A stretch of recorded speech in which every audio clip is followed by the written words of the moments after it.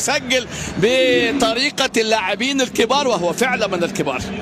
سيف الجزيري يضع الزمالك في المقدم وسط إضاعة للوقت. أحمد عبد الرؤوف تشكيل النهارده يعني طبعا يعني رؤيه يعني عبد الله السعيد، لكن هي رؤيه طبعا. بص سيف بقى، بص سيف لم لم زامبيا كلها في اللقطه دي، لم زامبيا. بص خد الراجل امامنا اهو، سكالا سلمون سكالا، وصعب قوي يا ولد يا ولد يا ولد. لكن ناصر ماهر سيف الجزيري هو بظهره باحساس عالي قوي يلف كوره تضرب في القائم الشمال. هدف جميل جميل جميل.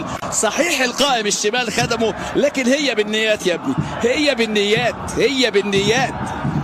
إذا ناصر ماهر يصنع وسيف الجزيري يسجل أول أهداف القلعة البيضاء في يوم استثنائي في ليلة الوفاء للنجم الراحل محمد صبري.